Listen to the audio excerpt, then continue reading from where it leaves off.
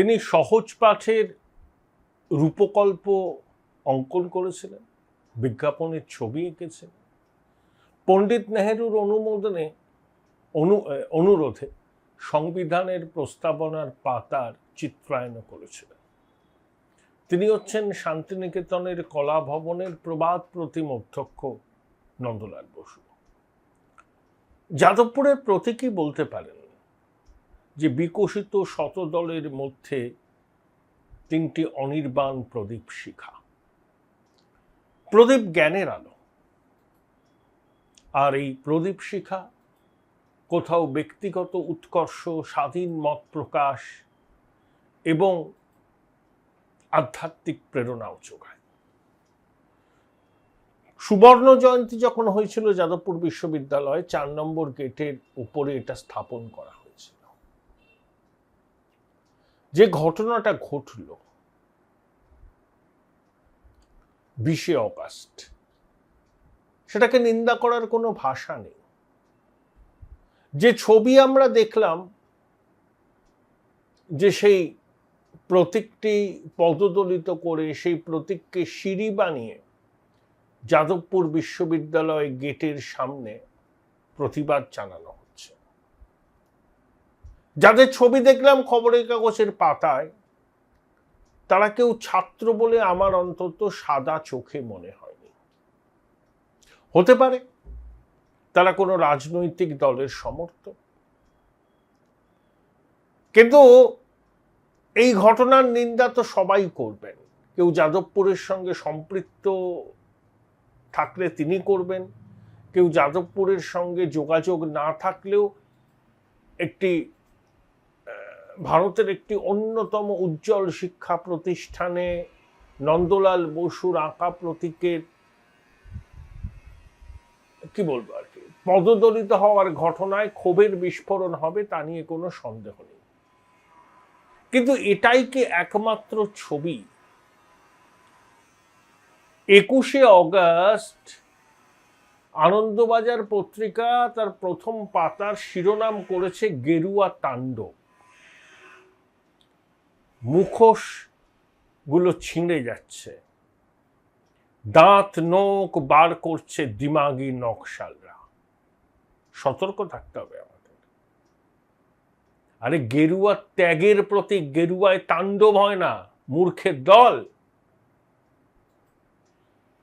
আনুগত্যটা হচ্ছে অন্য জায়গায়, এখানকার খাবে, এখানকার পড়বে, আর গেরুয়াকে অপমান করবে, এটা বাঙালি মেনে নেবে? গেরুয়া তাণ্ডব আবার কি জিনিস? এদের খুব ব্যথা। 4 মে ওরা ভাবতে পারেনি এখানে শ্যামাপ্রসাদের সরকার হবে। ওরা ভেবেছিল তোলামুলি আবার সরকার করবে।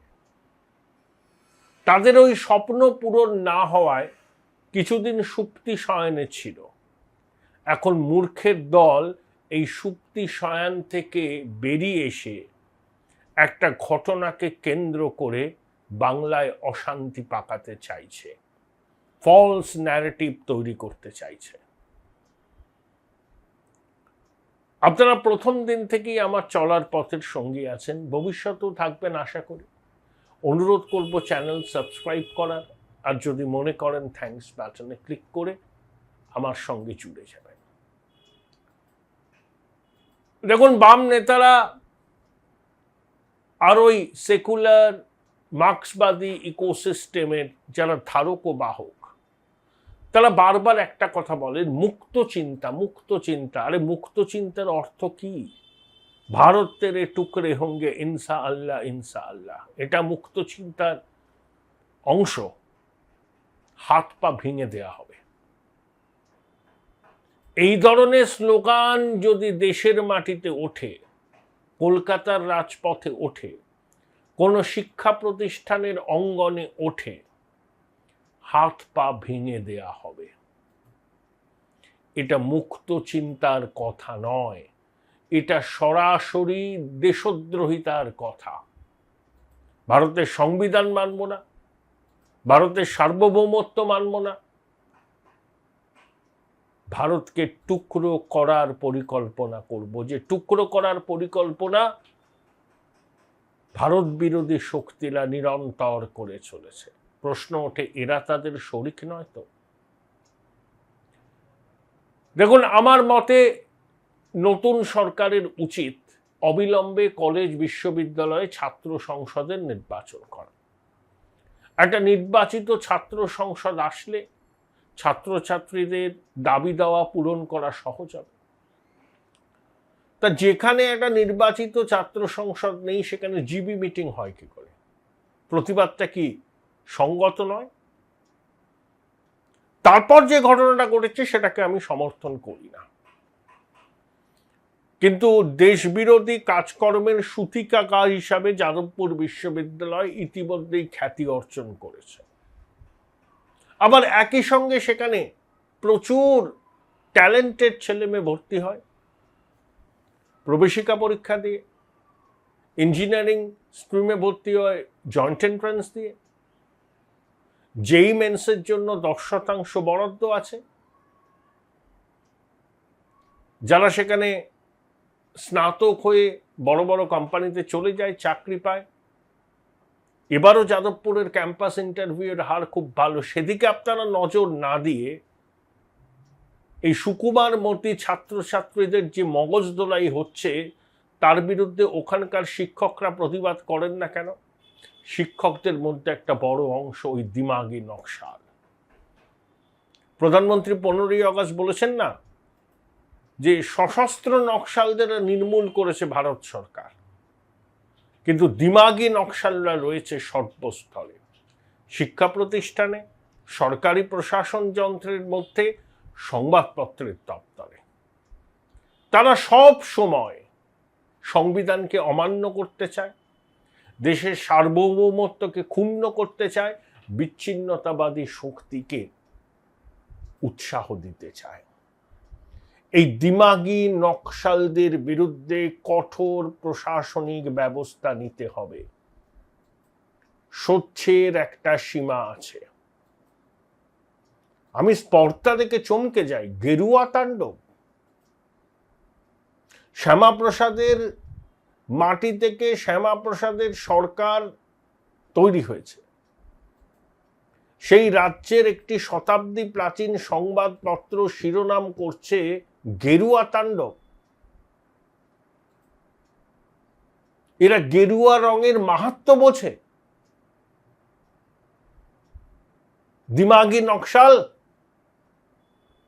তোমাদেরকেও দেশের মানুষ কিন্তু চিনে রেখেছে। যাদবপুরের মাটি থেকে আবার যদি এই ধরনের কোনো দেশ বিরোধী কাজ হয়, দিলীপদা বলেছেন না, সার্জিক্যাল স্ট্রাইক হবে। এগুলো বরদাস্ত করা যাবে না। তবে ওখানকার বিধায়ক একটু বচন বাগিস, তিনি মাঝেও বিতর্কে জড়িয়েছিলেন। ওই বিধায়কের বিরুদ্ধে মুখ্যমন্ত্রীর জনতার দরবারে অভিযোগও জমা পড়েছে দোকানঘর দখল করা। কি করে একজন জনপ্রতিনিধি বলেন যে রাতে তাণ্ডব হবে?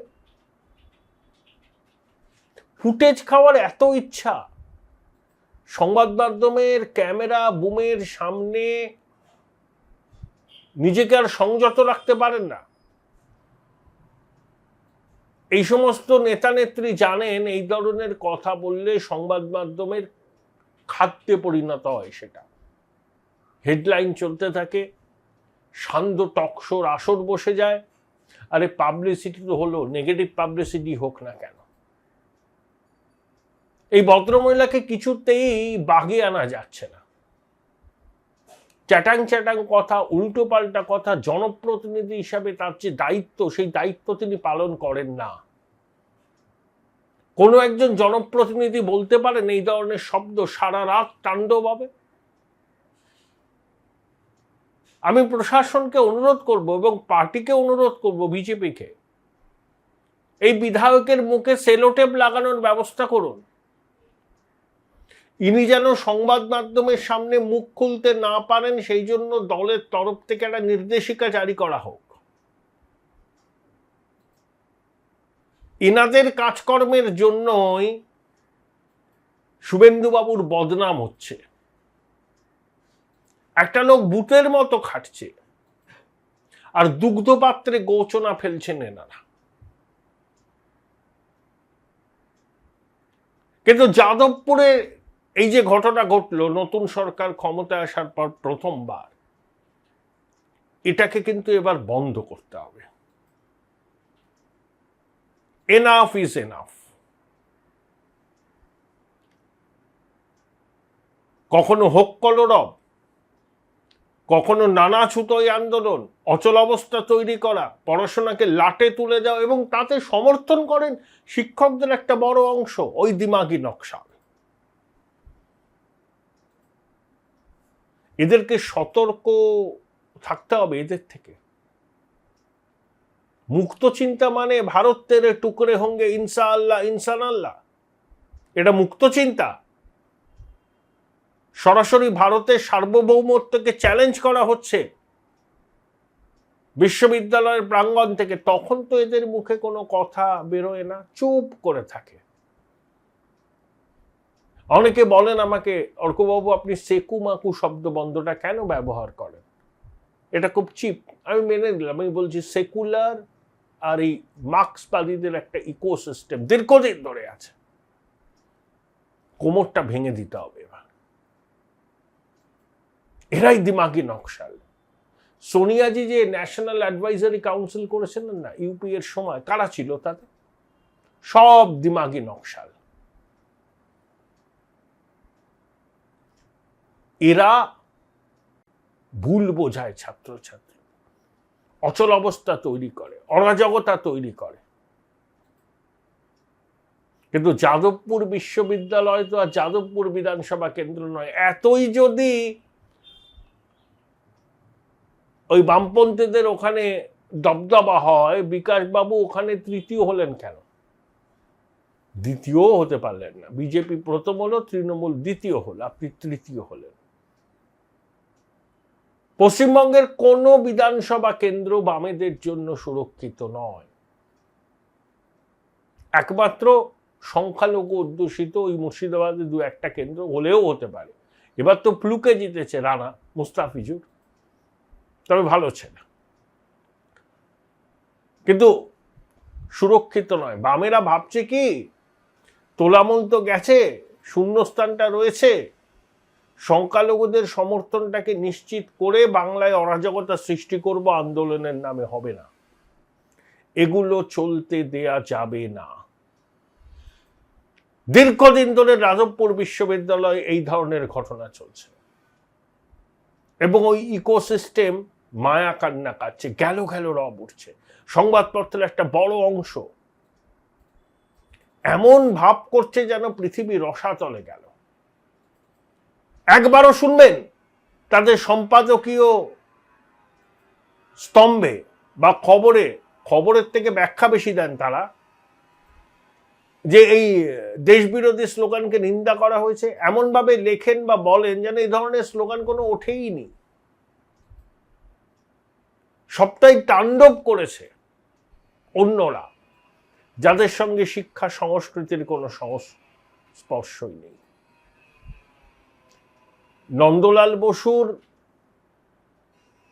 চিত্রকল্পই বলি, সেটা ভাঙা যেমন অপরাধ, তেমনি বিশ্ববিদ্যালয়ের প্রাঙ্গণে ভারত তেরে টুকরে হোঙ্গে ইনসা আল্লাহ ইনসা আল্লাহ বলাটাও অমার্জনীয় অপরাধ। এবং একই সঙ্গে সারা রাত ধরে তাণ্ডবভাবে বলে যে বিধায়ক বাজার গরম করেছেন, তিনিও দায় এড়াতে পারেন না বিশৃঙ্খলা। সহ্যের একটা সীমা আছে, কিন্তু দিমাগি নকশালদের বিরুদ্ধে আমাদের ব্যবস্থা নিতে হবে।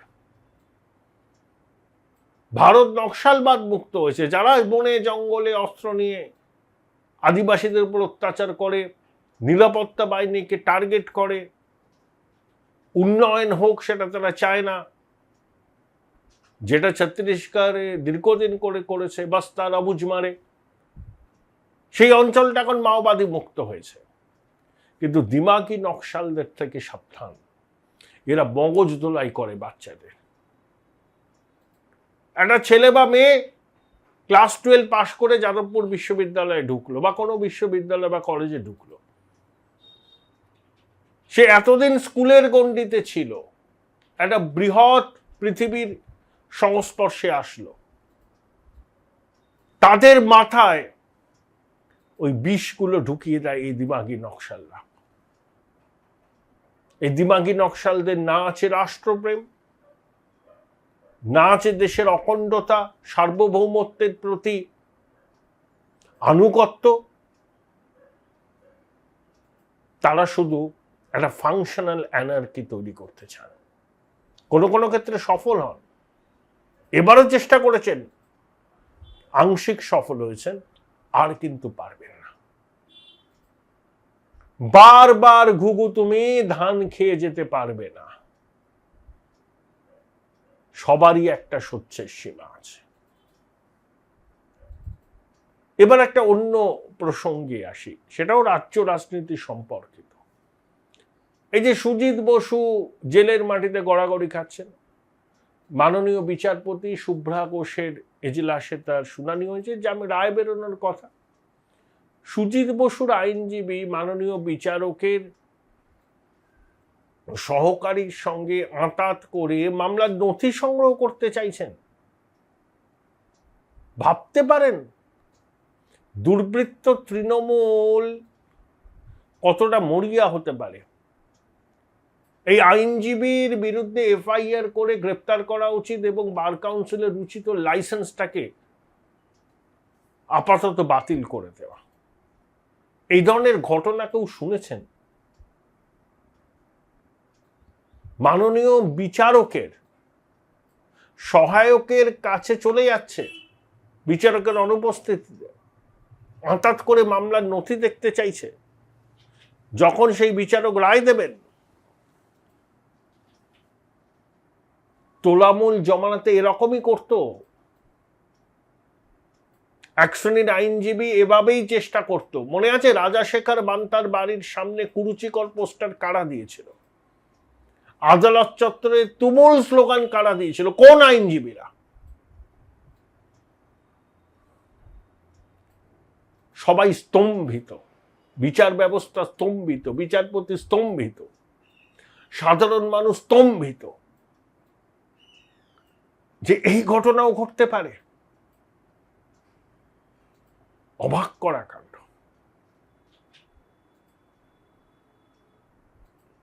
জানি না আর কত কিছু দেখতে হবে এই বঙ্গে। এই আবহে কেন্দ্রীয় স্বরাষ্ট্রমন্ত্রী অমিত শাহ বঙ্গ সফর, উত্তরবঙ্গ সফর। মূলত তার সফরের কেন্দ্রবিন্দুতে আছে চিকেন নেকের নিরাপত্তা, সীমান্তর সুরক্ষা এবং দার্জিলিং সমস্যার পাকাপাকি পলিটিক্যাল সলিউশন করা। ইতিমধ্যে বিমল গুরুং রোশনগিরি দার্জিলিং একটা কনভেনশনে বলেছেন যে পৃথক গোর্খাল্যান্ড কোনো মতেই হবে না। বোডোল্যান্ড টেরিটোরিয়াল অ্যাডমিনিস্ট্রেশনের মতো একটা মডেল হতে পারে, যেটা আসামে আছে। সম্ভবত এই দার্জিলিং সমস্যার একটা পাকাপাকি সমাধানের রাস্তায় হাঁটছে কেন্দ্র। একজন ইন্টারলোকিউটর নিয়োগ করা হয়েছে, তার রিপোর্ট আসলে পরে চূড়ান্ত পদক্ষেপ হবে। তার আগে মাননীয় স্বরাষ্ট্রমন্ত্রী সমস্ত স্টেক হোল্ডারদের সঙ্গে আলোচনা করে পাহাড় সমস্যার একটা স্থায়ী সমাধান করতে চান, সেরকম ইঙ্গিত মিলেছে। সেই জন্যই অমিতজির এই 3 দিনের উত্তরবঙ্গ সফর। কনফিডেন্সটা বেশ লো দেখছি। রিসেন্টলি টেস্ট করিয়েছো? হ্যাঁ ডাক্তারবাবু, প্রি টেস্টের পরের দিনই করিয়েছি। ও, তুমি মাধ্যমিক দেবে? তাহলে মক টেস্ট করো। এই নাও মৌলিক লাইব্রেরি সম্রাট এক্সক্লুসিভ মক টেস্ট পেপার। এতে পাবে প্রতিটি বিষয়ে অধ্যায়ভিত্তিক গুরুত্বপূর্ণ নমুনা প্রশ্নপত্র, ইংরেজি, গণিত, আনসিন লেখার বিস্তারিত টিপস আর প্রতিটি সাবজেক্টের এক্সপার্ট ওপিনিয়ন, যা তোমার কনফিডেন্সকে ফিরিয়ে আনবে মাধ্যমিকের আগে। সম্রাট এক্সক্লুসিভ মাধ্যমিক মক টেস্ট পেপার, এক্সামের কনফিডেন্স বুস্টার। উচ্চ মাধ্যমিকের পর উজ্জ্বল ভবিষ্যৎ গড়তে NCHMCT পর্যটন দপ্তর, ভারত সরকারের hospitality and hotel management, Paschimbanga সরকারের মাকাউটের BBA BCA, fashion design, aviation tourism, culinary arts পড়ো SBI HM কলেজে। স্টুডেন্ট ক্রেডিট কার্ড ও ব্যাংক লোন পাবে SBI HM এ পড়লে। কোর্সের শেষে SBI HM দেশ ও বিদেশে চাকরির ব্যবস্থা করে থাকে। SBI HM হলো পশ্চিমবঙ্গের সেরা ম্যানেজমেন্ট কলেজ। SBIHM.com। বোলপুর শহরের কোলাহল থেকে মাত্র 20 মিনিট দূরেই রয়েছে সুন্দর রিসর্ট, যেখানে পেয়ে যাবে স্পেশিয়াস আর এস্থেটিক্যালি ডিজাইন রুম। তোমরা যারা গ্রুপে যাও তাদের জন্য আছে কমফোর্টেবল গ্রুপ স্টে অপশন, আর কাপলদের জন্য রয়েছে লাক্সারিয়াস সুইট রুম, তার উপর আবার ফ্ল্যাট 10% অফ। এখানে প্রকৃতির মাঝে তোমরা পেয়ে যাবে একটা সুন্দর সুইমিং পুল, ছোটদের জন্য প্লে এরিয়া আর একটা এস্থেটিক সেলফি কর্নার। প্রপার্টিটা পুরোটাই পেট ফ্রেন্ডলি, আর এখানে আছে অনেক কিউট ছোট ছোট র্যাবিটস। সকালের ব্রেকফাস্ট থেকে ডিনার পর্যন্ত পেয়ে যাবে একদম হোমলি কমফর্ট ফুড, যা এক কথায় অসাধারণ। বেঙ্গলি কুইজাইনের সাথে সাথে পেয়ে যাবে চাইনিজ আর নর্থ ইন্ডিয়ান অপশন। বিকেলে বনফায়ারের আলো, বন্ধুদের সাথে আড্ডা আর খোলা আকাশের নিচে গ্রাম বাংলার হাওয়া, পুরোটাই এক অপরূপ অনুভব। তাহলে বলো তোমরা কবে প্ল্যান করছো এই পিসফুল এসকেপটা? And don't forget to follow miss cupcake for more such travel updates.